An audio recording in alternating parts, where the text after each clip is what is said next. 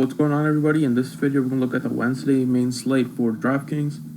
Please sure to drop a like on the video. Make sure you're subscribed as well. Looking to get back on track tonight. Fell a bit short last night. The bats really didn't come through, but just got to move on to tonight. We got a nice 9-game slate.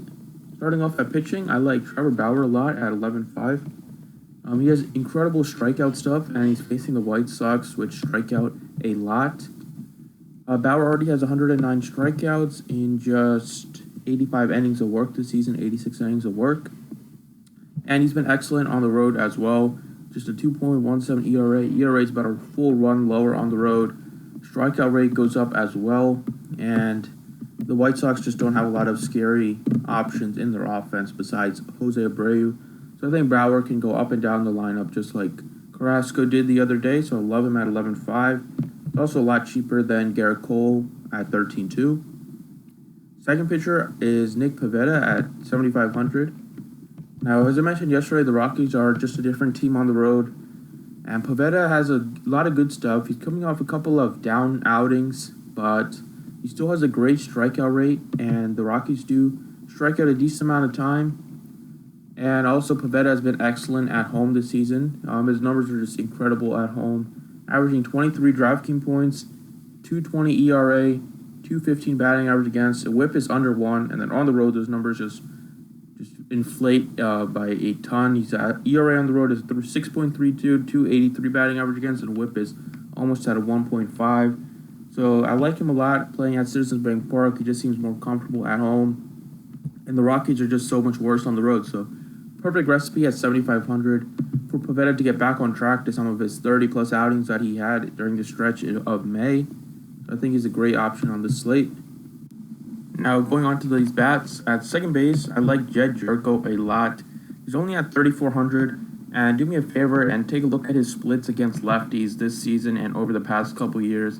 He has been killing it against left-handed pitching, and he's facing Eric Lawler, who's been horrible this season, especially against righties and against lefties, but great matchup for Jerko. This season against left-handed pitching, he's batting 400 with an 840 slugging percentage. Last season, against lefties, the success continued as well. Last season, he hit 327 with a 594 slugging percentage. So throughout his career, Jerko has just been excellent against lefties, especially as of late. He's only at 3,400, and so he's extremely cheap. I think he's probably going to be low owners, so he's probably going to get overlooked. But he should draw the start here against the lefty, and I love him in this spot at just 3,400. Third baseman, I love Miguel Andujar at 4,200. The Yankees should be one of the top teams to target. I like the Yankees a lot. I like the Cardinals. I like a couple Reds, but they're kind of expensive, so I might stay away from the Reds. But I like Andujar a lot at 4,200. A lot of things to like with him. First of all, that he's absolutely locked in at the plate right now. Take a look at his last 10 games. He's batting 400 with an 829 slugging percentage, which is incredible. 10 RBIs during that stretch and 3 home runs. He's also a great hitter at home, too. And against righties, which Eric Freddie is a righty, and he's been hit hard in his short time in the majors this season. So I love the Yankees at home to really do damage on him. But Andujar's been excellent against righties this season. He's batting 340 with a 580 slugging percentage versus right-handed pitching. And against lefties, he's only batting 226. So big difference between lefties and righties for Andujar. So he definitely has reverse splits.